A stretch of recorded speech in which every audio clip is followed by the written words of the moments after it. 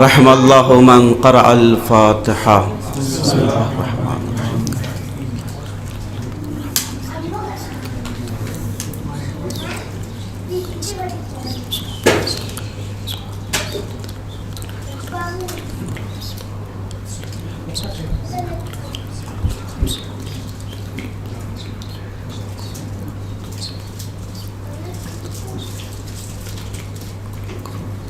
بسم اللہ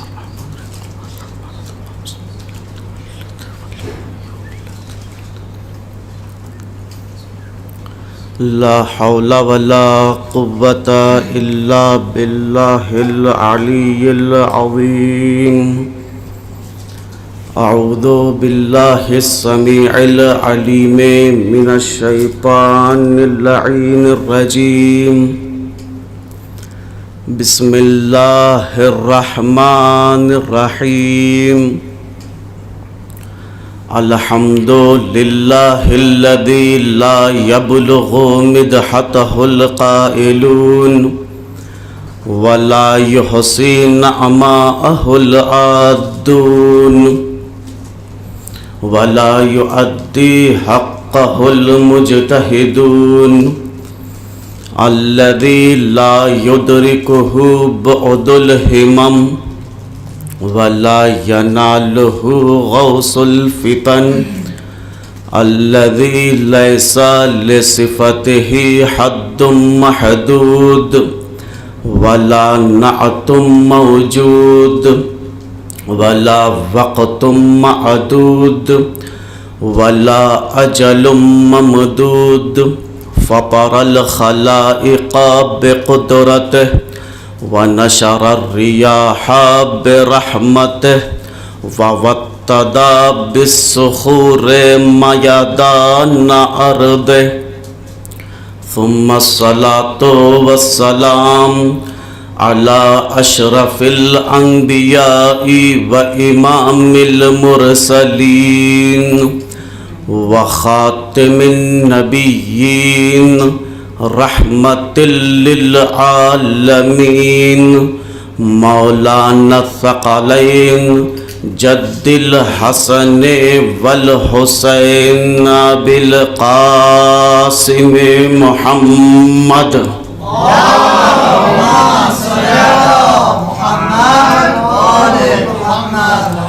وآله الأطيبين الأطهرين الأنجبين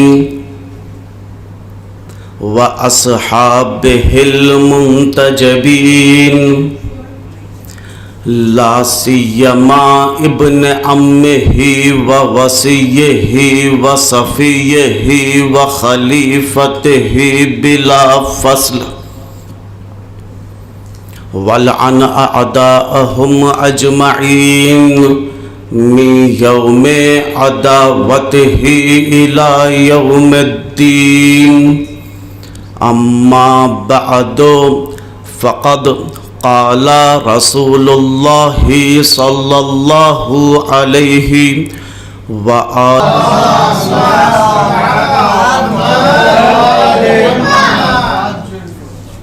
اگر مزاج عالی پہ گران نہ گزرے تو ایک باواز بلند صلوات پڑھے محمد والا.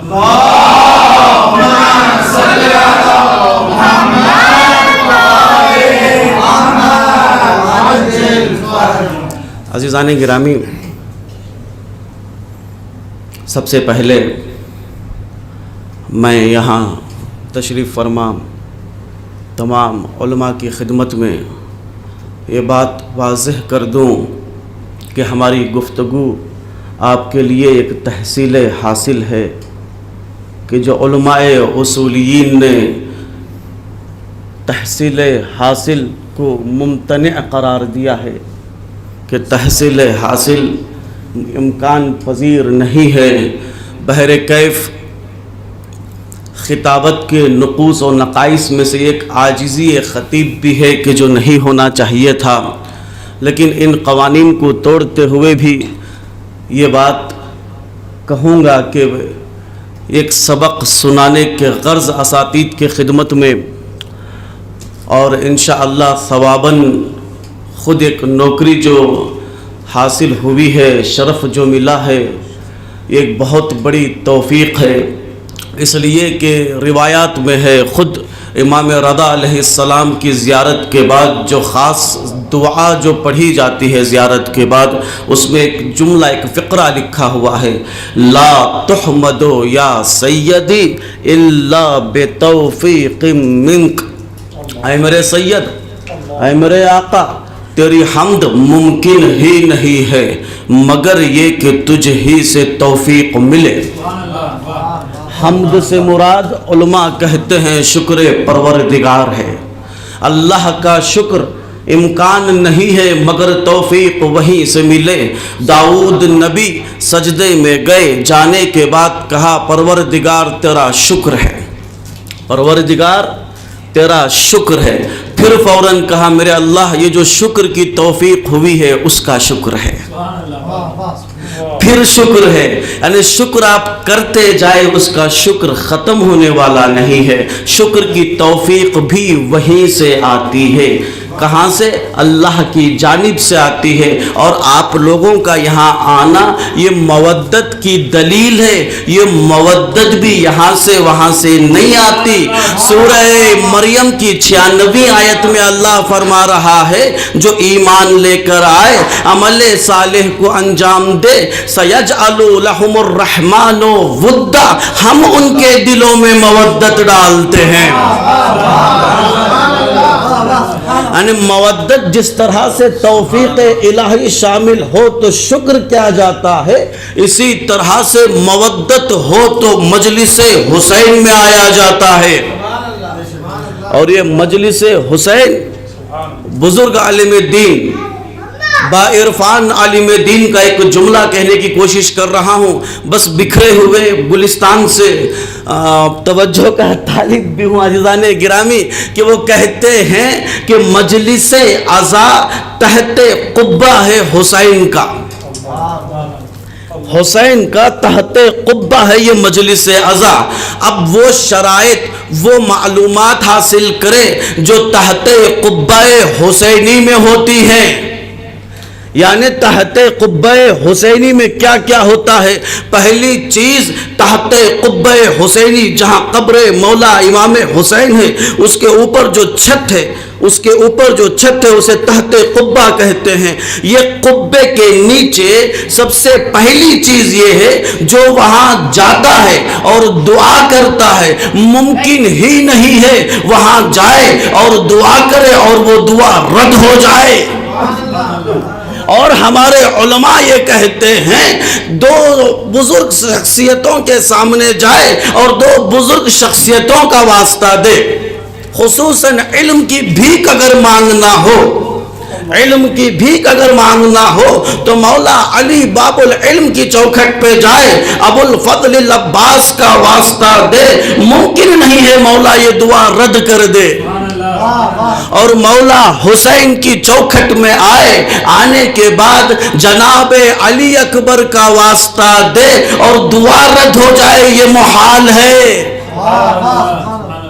بہرکیف عزیزان گرامی، جس حدیث شریفہ کی تلاوت کا شرف حاصل کیا ہوں، جس میں رسالت مآب ارشاد فرما رہے ہیں اِنَّا لِقَتْلِ الحسین علیہ السلام حرارتاً فی قلوب المؤمنین، مولا حسین کا قتل ہے، جو قتل ہوا ہے وہ قتل ایک حرارت ہے، یعنی ایک گرماہٹ ہے۔ یہاں تک بات پیغمبر اکرم نے روک کر نہیں رکھی، فوراً آگے بڑھتے ہوئے اختصاصی منزل پر لے کر آئے، کہا کہ یہ جو حرارت ہے، یہ جو گرماہٹ ہے، صرف و صرف مومنین کے دلوں میں ہے، صرف مومنین کے دلوں میں ہے۔ اگر کوئی کہے ہم ایمان لے کر نہیں آتے اور حسین کی گرماہٹ ہے تو خصوص عزیزان گرامی حدیث نبوی کے سہارے سے میں یہ کہہ رہا ہوں وہ جھوٹا ہے۔ جو یہ کہے کہ ہم ایمان بھی نہیں لائیں گے اور حرارت خون حسین ہمارے دل میں ہے، نہیں عزیزان گرامی، یہ ہو ہی نہیں سکتا۔ حرارت لینے کے لیے ایمان کا ہونا ضروری ہے، مومن کا بننا ضروری ہے۔ اب آئیے مومن کسے کہتے ہیں؟ مومن کہتے کسے ہیں؟ اب مومن کو پہچانے کیسے؟ چلتے ہیں قرآن مجید میں. قرآن مجید میں جگہوں جگہوں پر مومنین کی علامتیں بتائی گئی ہیں. مثلا سورہ بقرہ کی شروعات میں متقین کہہ کر مومنین کی علامت بتائی گئی. سورہ مومنون میں مومنین کی علامتیں بتائی گئی. اور سورہ انفال میں بھی 5 مومنین کی علامتیں بتائی گئی ہیں. اب 5 علامتوں میں سے ایک علامت کا میں ذکر کر رہا ہوں. اس میں یہ ذکر ہوا ہے کہ جب بھی مومنین کے سامنے تلاوت ہو، جب بھی مومنین کے سامنے تلاوت ہو، اذا تلیت علیہم آیاتہ زادتہم ایمانا، جب بھی مومنین کے سامنے آیات الہی کی تلاوت ہو ان کے ایمان میں اضافہ ہوتا چلے جاتا ہے. عزیزان گرامی مفسرین کے پاس چلتے ہیں. انہوں نے یہاں پر کہا آیات ہی سے مراد اللہ کی آیتیں ہیں. اب وہ کون سی آیتیں ہیں؟ کیا قرآن کی آیتیں ہیں؟ یہاں پر اللہ نے نہیں کہا آیات کتاب ہی، نہیں کہا آیات کتاب ہی نہیں کہا، بلکہ آیات ہو کہا. اب یہ آیات سے کیا مراد ہیں؟ اب رسول کی ایک حدیث ہے جس میں پیغمبر اکرم فرماتے ہیں یا علی انت آیات اللہ العظما، اے علی آپ آیات اللہ العظما ہیں. یعنی علی کی تلاوت کرتے چلے جاؤ، جتنی علی کی تلاوت ہوتے جائے گی اتنا ایمان قوی ہوتے چلے جائے گا. جب ایمان قوی ہوگا اور قلب مومن میں تب حرارت قتل حسین آئے گی. صلوات پڑھے محمد و آل محمد پر.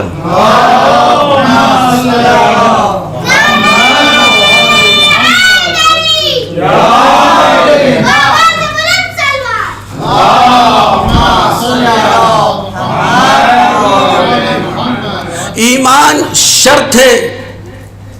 حرارت قتل حسین کو دل میں رکھنا ہو تو ایمان کے شرائط ہیں. یعنی شرط یہ ہے کہ دل میں ایمان ہو. تو ایمان کی پہلی شرط یہ ہے کہ آیات کا جب بھی تلاوت ہو، آیات کا تذکرہ ہو، ایمان میں اضافہ ہوتا چلے جائے. تو آیات سے مراد یہاں پر مولا کائنات کی ذات اقدس بھی ہے.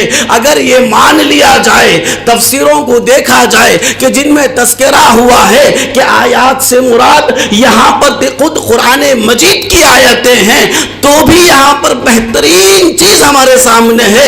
عزیزان گرامی اب دیکھیے قرآن مجید میں پڑھتے چلے جائیے، آیات الہی کو پڑھتے چلے جائیے اور ایمان میں اضافے کرتے چلے جائیے گا. اب یہاں پر آئیے تفاسیر میں یہاں پر یہ ملتا ہے آیات سے مراد یا علی کی ذات ہے یا قرآن مجید کی آیتیں ہیں. یعنی تفسیر بھی یہ کہہ رہی ہے کہ علی کی ذات اقدس اور آیات قرآنی جدا نہیں ہیں. صلوات پڑھے محمد و آل محمد پر.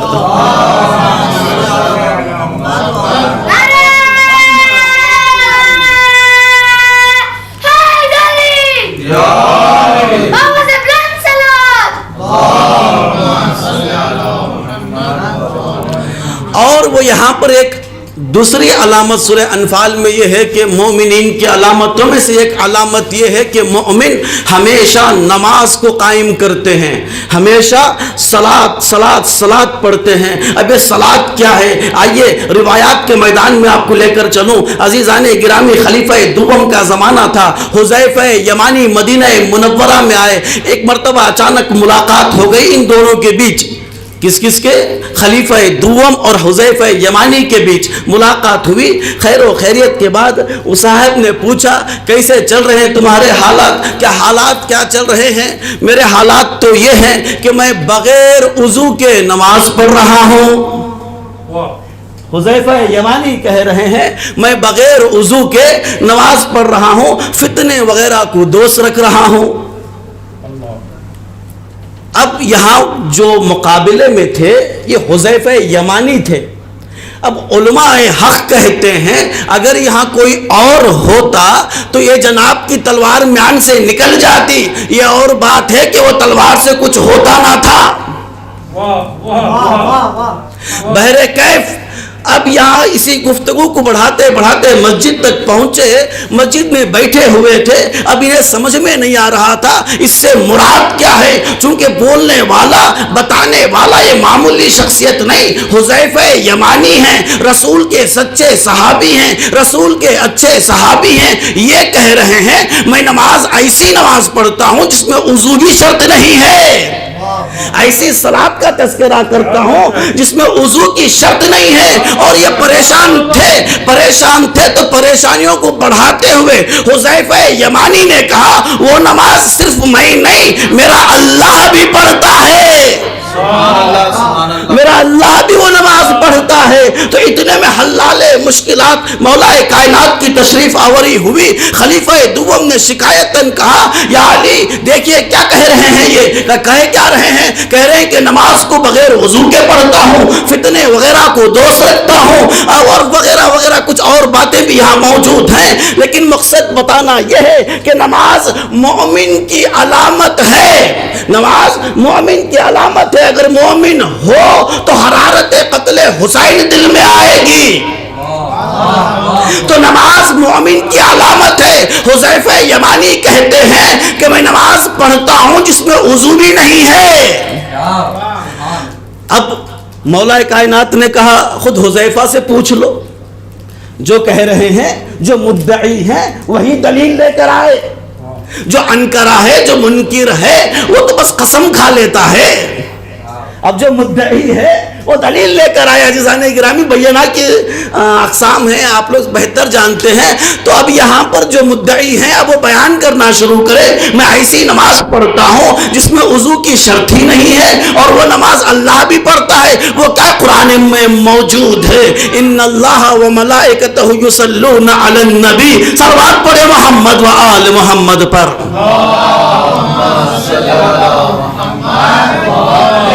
میں بھی صلوات پڑھتا ہوں, اے ایمان لانے والو تم بھی ان پر درود بھیجا کرو. کون کہہ رہا ہے, اللہ کہہ رہا ہے. یہ صلوات پڑھتے چلے جائے ایمان بڑھتے چلے جائے گا. جتنے بڑے مومن بن جاؤ گے اتنے بڑے عزادار بن جاؤ گے. صلوات پڑھے محمد و آل محمد پر.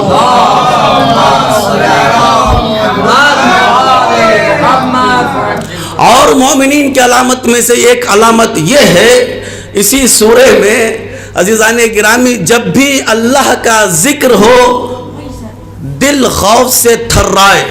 اب دل جب خوف سے تھرائے, یہاں پر تفسیر اٹھا کر دیکھ لیجئے گا, جو اللہ سے ڈرتا ہے, لکھا ہوا ہے جو اللہ سے ڈرتا ہے ساری مخلوق اس سے ڈرتی ہے, ساری مخلوق اس سے ڈرتی ہے. اب دنیا میں تلاش کرو ایسے شخص کو کہ جس سے دنیا ڈرتی ہو, جس سے دنیا ڈرتی ہو. روایت میں یہ ملتا ہے, بس ایک گوشہ آپ کی خدمت اقدس میں پیش کر دوں. عزیزان گرامی دو شخصیتیں کربلا میں ایسی تھی جب تک یہ پہرا دیتے رہے, جب تک یہ پہرا دیتے رہے اس وقت تک ابن سعد کو یہ بھی نہیں معلوم تھا خیام حسینی کی تعداد کتنی ہے.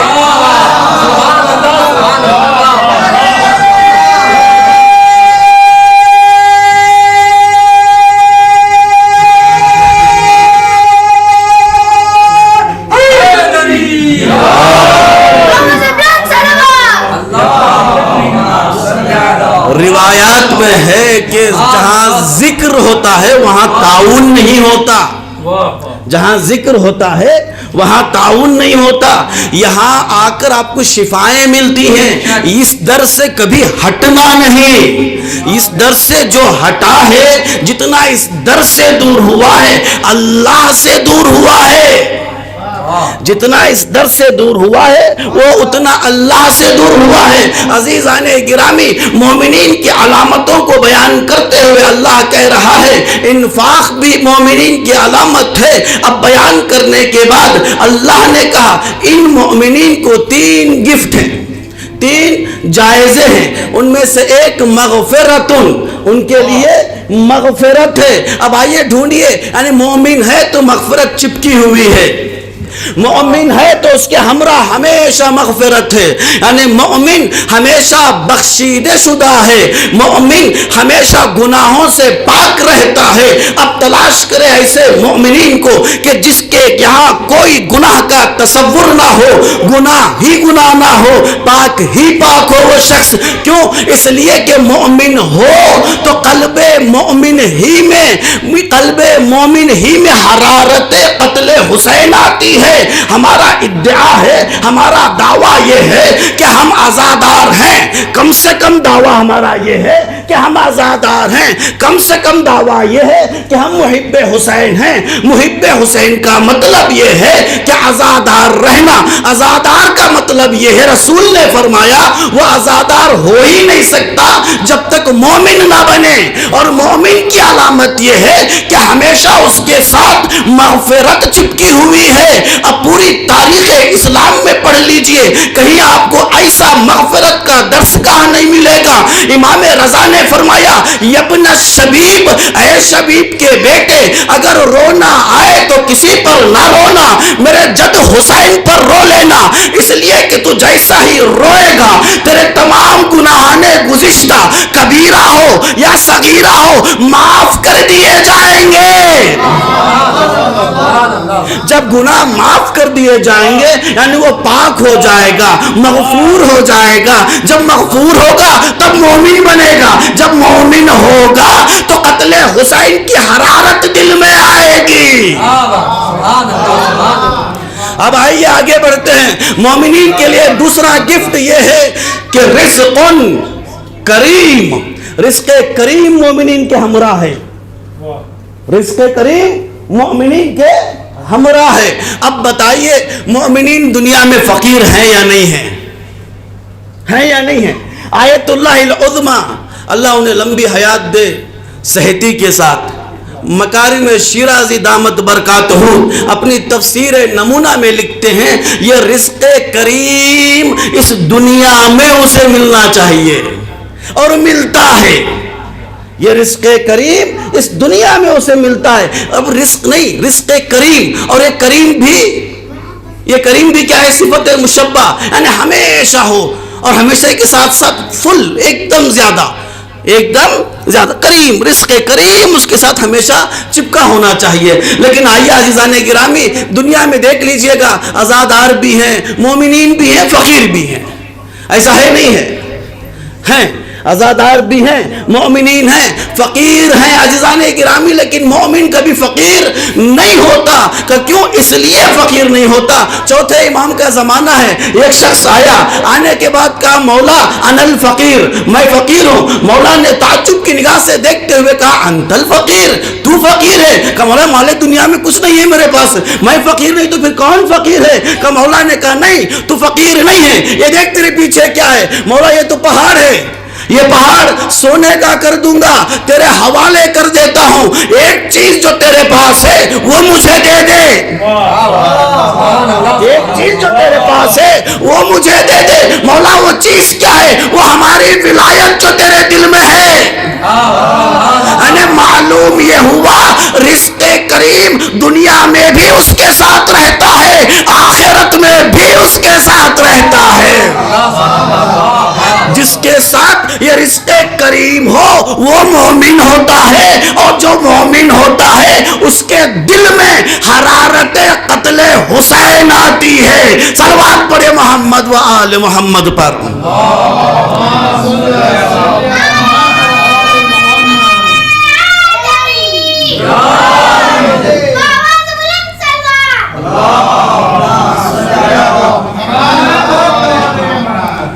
اب رزق کریم دونوں جگہ ساتھ میں ہوتا ہے، دنیا میں بھی ساتھ میں ہوتا ہے، آخرت میں بھی ساتھ میں ہوتا ہے۔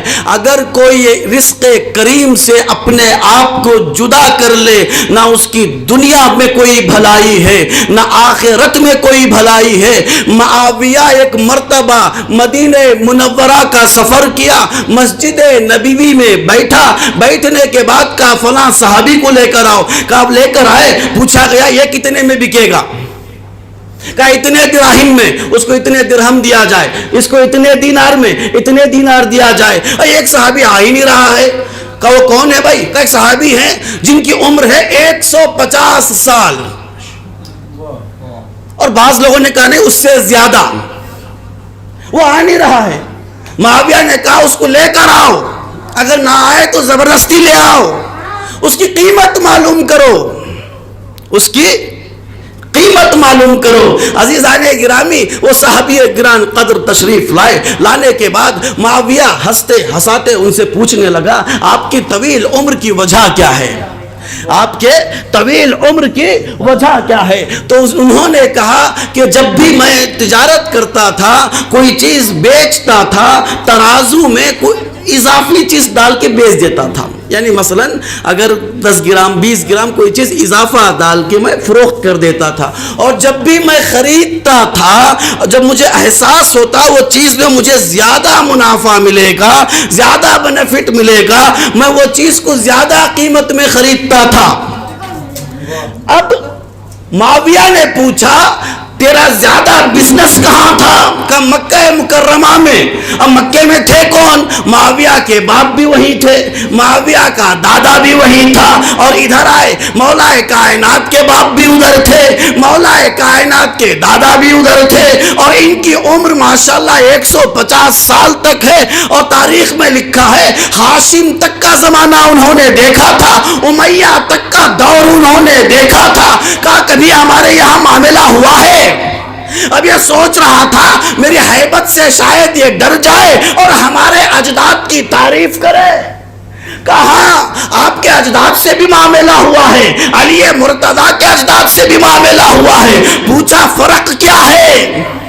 کہ فرق اتنا ہے، فرق اتنا ہے تیرے اجداد کنجوس بہت تھے، تیرے اجداد بزدل بہت تھے، تیرے اجداد بدصورت بہت تھے۔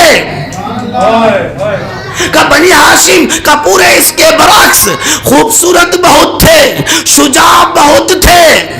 یہ کس کے سامنے بات ہو رہی ہے؟ معاویہ کے سامنے۔ بازو جو کھڑا ہے عزیزان گرامی، اگر معمولی پولیس تمہارے سامنے ہو جائے تو تمہاری ہوش کہاں رہتی نہیں معلوم۔ یہ پولیس نہیں، پولیس کا کمانڈر نہیں، یہ سب سے بڑا منسٹر بن بیٹھا ہوا تھا، اس کے سامنے صحابی رسول کہہ رہے ہیں یہ 3 صفات تیرے اجداد کے، یہ 3 صفات ان کے ہیں۔ اب معاویہ نے اپنی پٹری بدلی، بدلنے کے بعد کہا اے بزرگ جلیل القدر صحابی، یہ بتائے تمہاری ضرورت کیا ہے؟ تمہاری ضرورت کیا ہے؟ صحابی رسول نے کہا دیکھ ریش سفید ہو چکی ہے، ریش سفید ہو چکی ہے، احساس مرگ بہت ہو رہا ہے، بس ایک جنت کی ضمانت لے لے، جنت کی ضمانت لے لے۔ معاویہ نے کہا جنت کو چھوڑو، یہاں تمہیں چاہیے کیا بتاؤ، اس دنیا میں کیا چاہیے بتاؤ؟ بہت بڑی چیز کھو دیا ہوں۔ صحابی رسول نے کہا بہت بڑی چیز کھو دیا ہوں، وہ اگر تو دے دے گا تجھے مان لوں گا۔ کہ وہ کیا کھوئے ہو؟ کہ میری جوانی،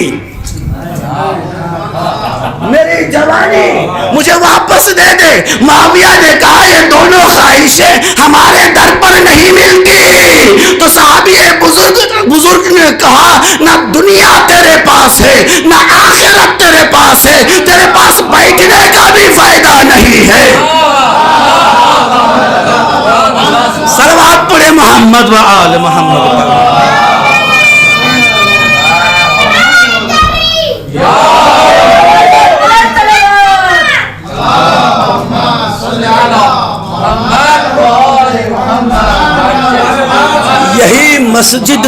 یہی مسجد میں دیکھیں جناب علی اکبر کے بارے میں، جناب علی اکبر کے بارے میں تاریخ میں بہت کم ملتا ہے۔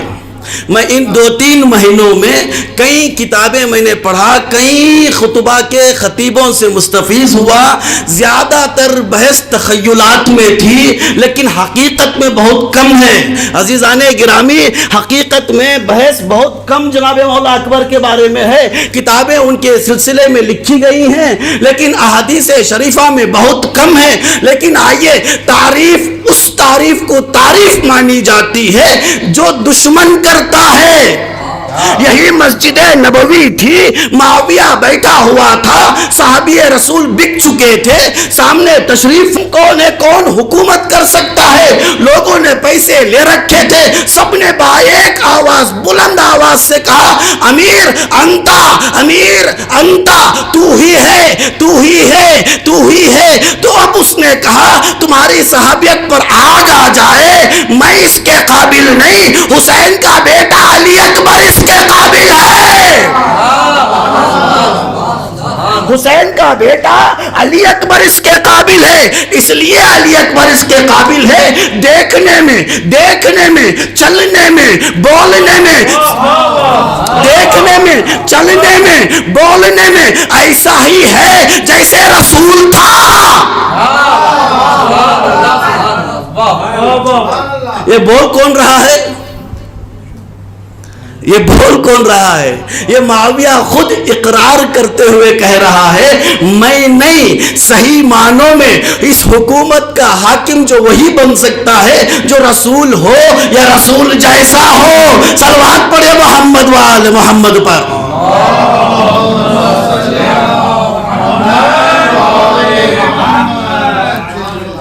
یا رسول ہو یا رسول جیسا ہو۔ اگر رسول اور رسول جیسوں کو چھوڑ دو گے تو قرآن بھی سمجھ میں نہیں آئے گا۔ اب عزیزان گرامی دو ہی چیزیں ہمیں سمجھ میں آ سکتی ہیں، دونوں چیزوں سے اسلام سمجھ میں آ سکتا ہے، یا رسول سے سمجھو یا رسول کی آل سے سمجھو، اب نہیں ان کے حدیثوں سے سمجھو، حدیثوں سے سمجھ میں نہ آیا تو قرآن سے سمجھو، قرآن ہے اور یہ ہیں، ان دونوں کو کبھی جدا نہ کرنا۔ جو سوچتے تھے یہ دونوں کو مٹا دے، کچھ لوگوں نے سوچا یہ دونوں کو مٹا دے، ایک باپ اور ایک بیٹے ہیں جو سوچ رہے ہیں دونوں کو مٹا دے۔ خود معاویہ نے صاف صاف کہا جب تک آذان میں محمد کا نام نہ مٹا دوں میں ٹھنڈی سانسیں نہیں لوں گا۔ اور یزید نے کہا نہ کوئی وحی آئی، نہ کوئی سسٹم تھا نبوت کا، نہ رسالت کا، یہ سب ڈھونگ ہے بنی ہاشم کا۔ یہ دو چیزوں کا مذاق اڑایا گیا، کس کس کا؟ قرآن کا، اطرت کا، قرآن کا، اطرت کا۔ لیکن جب ضرورت پڑی عزیزان گرامی، جب ضرورت پڑی، جب دیکھا صفین میں ہار رہا ہے تو قرآن کو بلند کر کے خود بتا رہا ہے قرآن تھا، ہے اور رہے گا۔ اور جب دربار میں دیکھا حکومت جا رہی ہے، خود مؤذن سے کہا اب محمد کا نام لینا، اذانیں دینا، اذانیں تھے، ہیں اور رہیں گے۔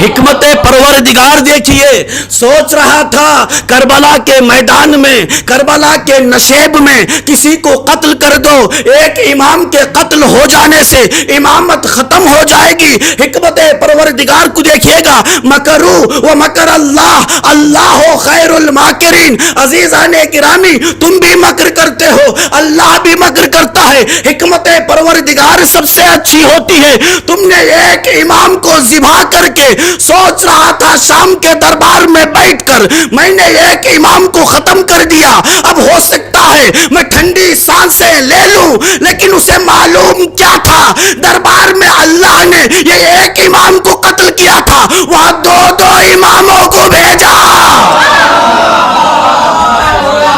ایک امام کا نام تھا محمد، ایک زندانیوں کو لے کر آیا جائے، بتایا گیا تھا دو مرد بچ گئے ہیں، ایک چھوٹا ہے ایک بڑا ہے، ایک چھوٹا ہے ایک بڑا ہے۔ تو اسی طرح سے تخت کو بھی سجایا گیا، ارے چھوٹے کو بڑا تخت دیا گیا، بڑے کو چھوٹا تخت دیا گیا اور انہیں کھڑایا گیا۔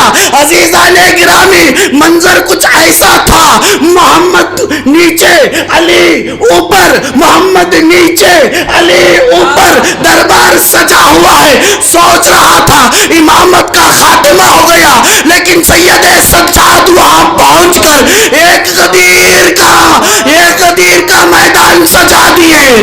دیکھو محمد بھی ہے، علی بھی ہے۔ صلوات پڑھے محمد وآل محمد پر۔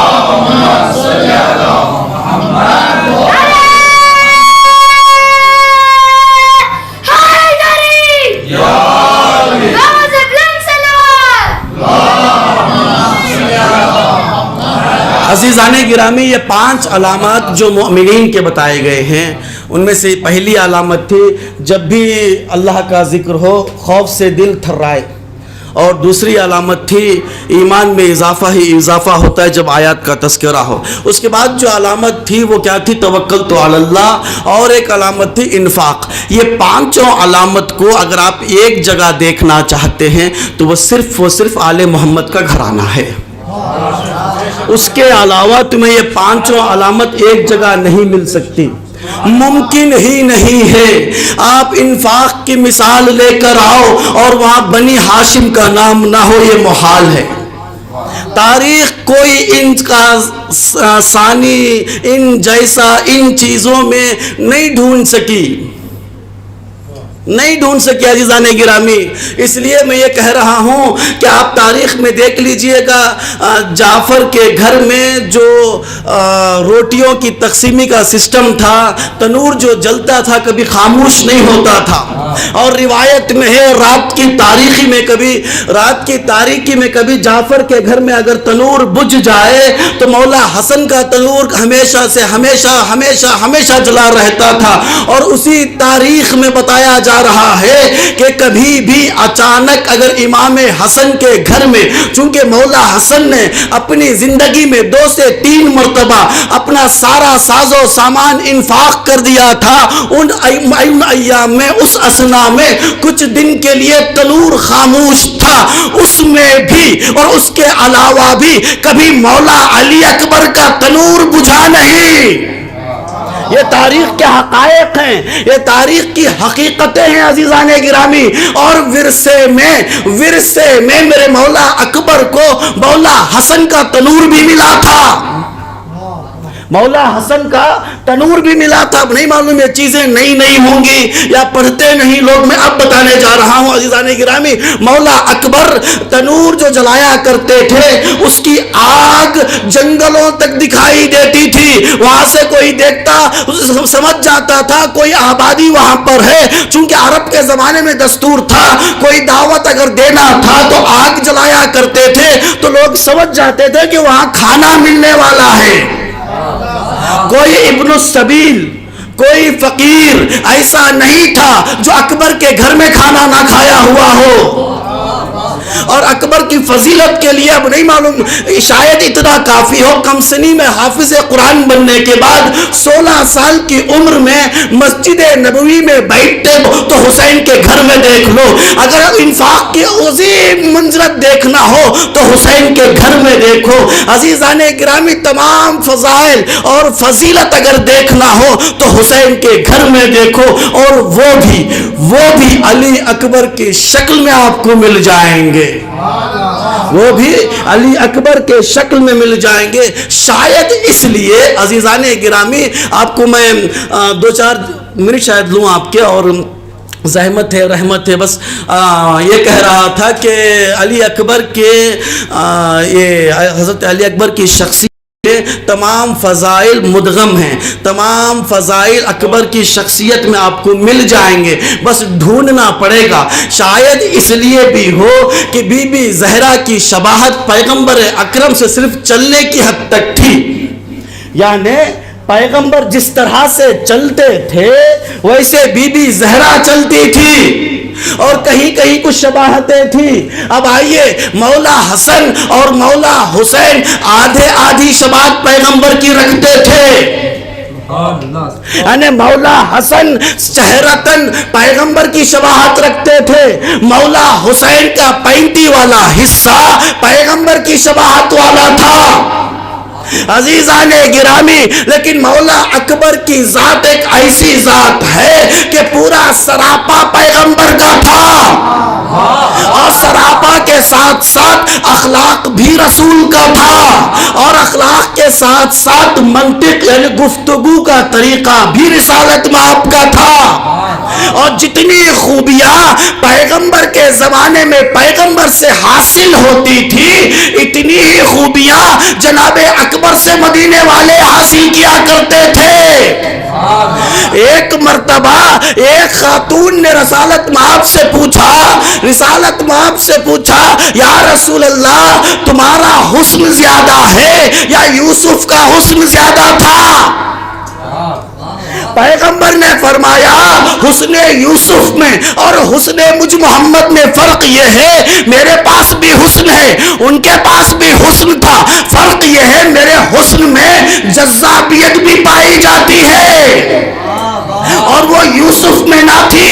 اب آئیے مدینہ منورہ میں لوگ یہ کہتے ہیں, لوگ لکھتے ہیں جیسے اکبر بازار میں آتے تھے تو لوگ جو خریدنے کے لیے سامان آتے تھے وہ بھول جاتے تھے کہ خریدنا کیا ہے اور اکبر کو دیکھ لیتے تھے, دیکھتے رہتے تھے.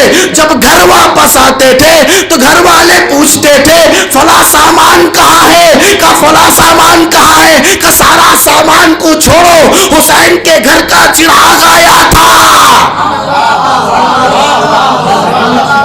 حسین کے گھر کے چراغ کو ہم نے دیکھ لیا ہے, سامان کو چھوڑ دو.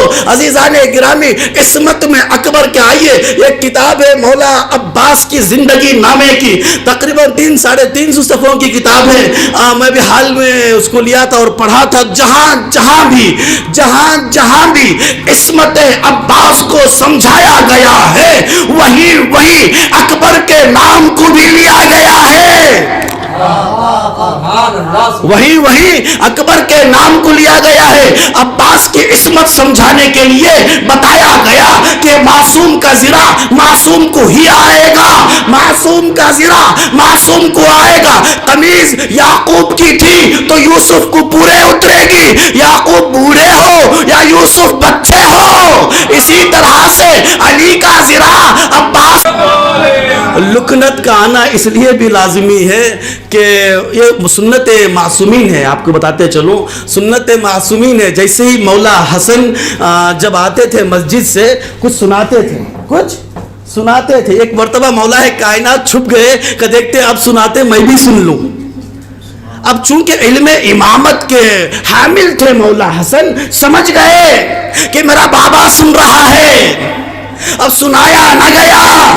اب میں سمجھ بھی رہا ہوں, میرے سامنے اساتید بیٹھے ہوئے ہیں اور دیکھ بھی رہا ہوں, تو لکنت کا آنا بہت ضروری ہے اور یہ سنت معصومین ہے. لکنت نہ آئے توجہ کا طالب, میرا جملہ نہیں, بڑے عارف انسان کا جملہ ہے. میں تمام طلاب کی خدمت میں خلقن یہ پیش کر رہا ہوں. خلقن تو کہتے نہیں ہے اس لیے کہ خلق تو شاید اب سب کا بڑھ چکا ہے, بڑھنے والا نہیں ہے, لیکن خلق کو بڑھا سکتے ہیں. خلق اتنا ہی, اب میں جتنا لمبا ہوا ہوں اتنا اس سے لمبا میں نہیں ہونے والا ہوں, اس سے لمبا میں نہیں ہونے والا ہوں. نہیں ٹنگے تو بھی نہیں ہوتے, اس لیے کہ جو خلق اتنا ہی ہوتا ہے. لیکن ہاں میں خلق کو بدل سکتا ہوں, میں خلق کو بدل سکتا ہوں. عزیزان کرام صلوات پڑھے محمد والے محمد.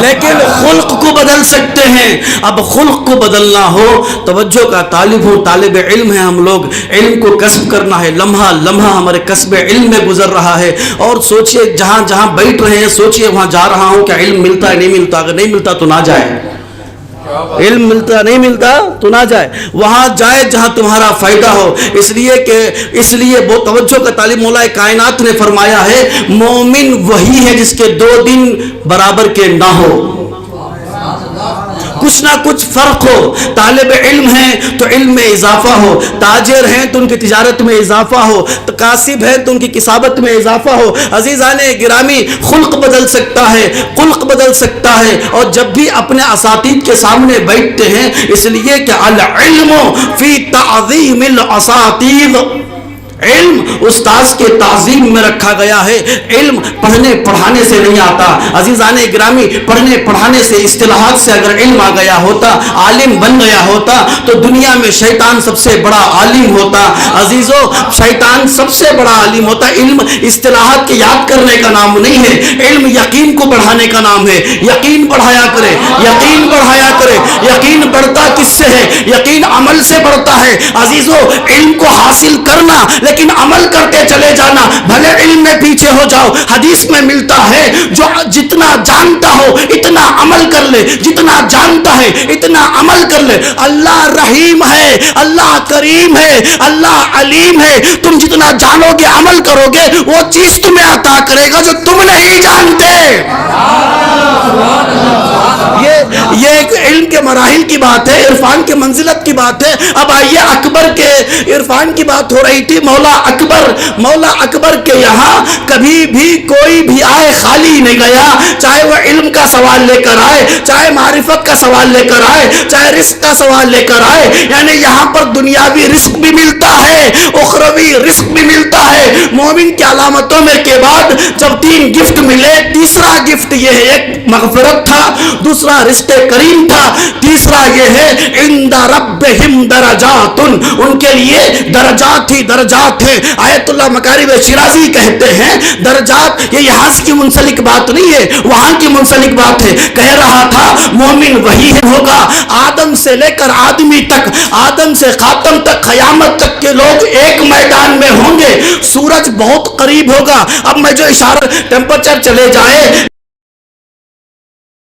رہنے لائق نہیں ہوتا، پریشان ہو جاتا ہے. اب وہاں کی منزلت کیا ہوگی؟ وہاں پر ایک ندا آئے گی تمام انسانوں سے مخاطب ہو کر کے، اے انسانوں، آدم سے لے کر آدمی تک، اور اس میں جو انبیاء ہے وہ بھی، آدم، نوح بھی، ابراہیم بھی، اسماعیل بھی، اسحاق بھی، سب اپنے آنکھوں کو جھکا لو. کا پروردگار کیوں جھکائے؟ کا کنیز خاص محشر میں داخل ہو رہی ہے. جھکا لو اپنی آنکھوں کو. جب آنکھیں جھکا لی جائیں گی، کنیز خاص جب وہاں وارد ہوں گی، شہزادی دو عالم جب وہاں وارد ہوں گی، عزادارو، اب ندائے قدرت آئے گی، ادخلوہا سلاما، اب تم داخل ہو جاؤ جنت میں، جنت تمہاری ہے. لیکن بات یہ ہے، مومنین کے درجات کی بات ہے. مومن وہی ہے جس کے دل میں حرارت قتل حسین ہو. قتل حسین کی حرارت ہے تو وہ مومن ہے. جب مومن ہے تو قرآن کہہ رہا ہے درجات اس کے پاس ہونا ہے. عزادارو، اس سے بڑا عظیم درجہ کیا ہے؟ عزادارو، تمہارا درجہ اس سے بڑا کیا ہے؟ فاطمہ وہاں پر کہہ رہی ہے پروردگار، جب تک یک عزادار وارد جنت نہ ہو جائے، اب یہ فاطمہ وارد نہیں ہوگی. کون فاطمہ؟ ارے فاطمہ جو رسول کی بیٹی ہے، فاطمہ جو حسنین کی اماں ہے. عزادارو، جو تمام عالمین کے خواتین کی سردار فاطمہ، جب تک عزادار ایک عزادار جنت میں نہ چلے جائے، فاطمہ جانے والی نہیں ہے. کیوں؟ اس لیے کہ حرارت قتل حسین ان کے دل میں ہے نا. عزادارو، اب یہاں پر قتل حسین لفظ استعمال ہوا ہے، قتل حسین، لیکن حسین علیہ السلام نے بھی ایک لفظ استعمال کیا، انا قتیل الابرار، مجھے رلا کر مارا گیا. دشتے نینوا میں آئی ہے، شب عاشور ہے. عزادارو، دشتے نینوا میں آئی ہے، مجھے رلا کر مارا گیا. مقتل کی کتابیں پڑھیے، مقتل کی کتابوں میں لکھا ہوا ہے عباس شہید ہوئے، حسین کی کمر ٹوٹ گئی، مجھے رلا کر مارا گیا. ارے جب بھی حسن یاد آئے، قاسم کو دیکھ لیا کرتے تھے، قاسم کے ٹکڑوں کو ابا کے دامن میں جوڑا گیا، مجھے رلا کر مارا گیا. ندائے قاسم قاسم آئی، حسین سوار ہو کر پہنچے، حبیب ابن مظاہر آواز دیے، حسین سوار ہو کر پہنچے، عباس آواز دی، آواز عباس کی سننے کے بعد حسین سوار ہو کر پہنچے، عزادارو، لیکن ایک آواز ایسی آئی، حسین کو اپنی سواری دکھائی نہ دی۔ وہ آواز ایسی آواز تھی، علیک منی سلام یا بتا، بابا جوابی انداز میں سلام ہے، یہ سلام نہیں، سلام کا جواب ہے، بابا نانا آپ کو میری میت دیکھی نہ جائے گی۔ عزادارو، حسین کو اپنی سواری نظر نہ آئی، حسین سب کچھ چھوڑ دیے، نینوا کے دشت میں اپنے آپ کو پہنچانے کے لیے نکل گئے۔ حمید ابن مسلم کہتا ہے حسین چل رہے تھے، گر رہے تھے، اٹھ رہے تھے، پھر گر رہے تھے، 4 قدم جا رہے تھے، یا علی یا علی یا علی کہتا ہے، اے علی کہاں ہے؟ حمید ابن مسلم سوچا کہ یہ شاید نجف کے علی کو بلوا رہے ہوں گے، لیکن میں نے ایک آواز سنی جو بہت دھیمی تھی، ابتا بابا میں یہاں اس دشت میں ہوں۔ عزادارو، جیسے ہی آواز اکبر کو حسین نے سنا، اپنے آپ کو کربلا کی زمین پر گرایا۔ اب روایت کے جملے آپ کے حوالے۔ عزادارو، اللہ آپ کو کوئی غم نہ دے سوائے غم کربلا کے، اجرکم عند الصحرا۔ عزادارو، اب حسین جب دشت کربلا میں اکبر کی نحیف آواز کو سنے، دشت کربلا میں جب گرے، حسین سے اٹھا نہ گیا۔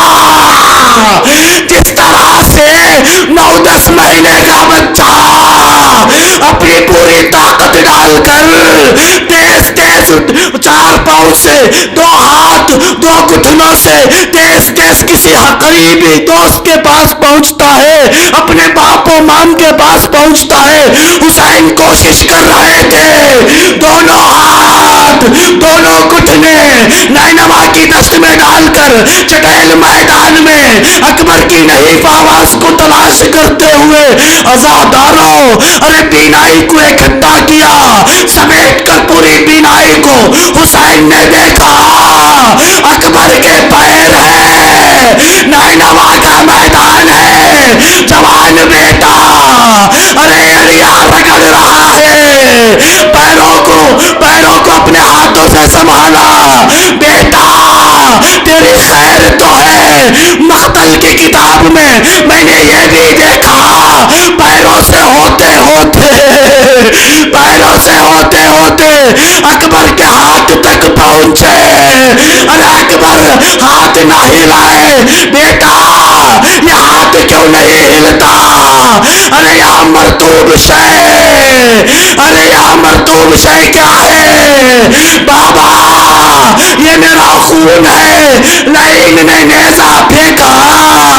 عزادارو، علی کا علی پوتا، ارے نیزے کو نکالنا چاہا، نیزہ نہ نکلا، نیزہ ٹوٹ گیا تھا، انی رہ گئی تھی۔ ارے نیزے کو نکالنے میں اکبر کو اتنی دیری ہوئی، 11,000 کا لشکر کافی دور سے دوڑتا ہوا آیا۔ ارے کوئی نیزہ مارا، کوئی تلوار مارا۔ عزادارو، روایت میں یہ ملتا ہے اس نیزے کی وجہ سے اتنے نیزے لگے، گھوڑے پہ جوان رہا نہ گیا۔ ارے 200 سے 300 لائنوں کو مارنے والا اکبر ایک نیزے سے زمین پر آ گیا۔ عزادارو، اب حسین نے پوچھا، بیٹا کیا تمہیں درد ہو رہا ہے؟ یہ کتاب کے جملے ہیں عزادارو، بیٹا تمہیں درد ہو رہا ہے؟ بابا یہ علی چوب رہی ہے، جیسے علی چوب رہی ہے، درد کی شدت بڑھ رہی ہے۔ عزادارو، کسی باپ کو بیٹے کے پاؤں میں کاٹ اللہ نہ دکھائے. حسین نے دیکھا ارے علی ٹوٹی ہوئی ہے بیٹا, میں اس کو نکالے دیتا ہوں. عزاداروں, اکبر کے چہرے میں ہنسی آئی, پورا تر ہو چکا ہے. امام صادق نے کہا نہیں, تو نے حق ادا نہیں کیا. مولا کیسے رو, ایسے رو جیسے ایک ماں اپنے جوان بیٹے پہ روتی ہے. عزاداروں, اب فاطمہ یہاں آ گئی. فاطمہ نہیں, زینب و سکینہ آ گئی. عزاداروں, اب یہ عجیب منظر کربلا کا ہے, عجیب منظر ہے. اب گھٹنوں کو حسین نے دشت نینوا میں رکھا, گھٹنوں پر کھڑے ہوئے, ایک ہاتھ زمین پر رکھا, ایک ہاتھ برچھی کے پھل پر رکھا.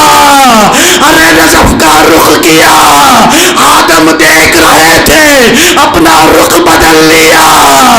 ابراہیم کے آنکھوں میں پٹی تھی, ابراہیم نے وہ پٹی یاد کر لی. عزاداروں, حسین نے ایک جملہ کہا, یا بتا اے میرے بابا, 2 انگلیوں سے خیبر کا در اکھاڑنا آسان ہے. ارے جوان بیٹا, ارے جوان بیٹا, برچی کی علی چوب رہی ہے, درد کی شدت بڑھ رہی ہے, خواہش ہے یعنی باہر نکال لو. علم امامت کا تقاضا ہے کہ برچی کا بل نہیں نکلے گا, کلیجہ اکبر نکلے گا. انا قتیل العبرا, مجھے رلا رلا کر مارا گیا. عزاداروں, نجف کا رخ کیا, علی کے بیٹے نے یا علی کہہ کر علی کے سینے سے برچی نکالا. برچی نہ نکلی, اکبر کا جگر نکل گیا. عزاداروں, اکبر کا جگر نکلا. حمید ابن مسلم کہتا ہے کہ جیسے ہی اکبر کے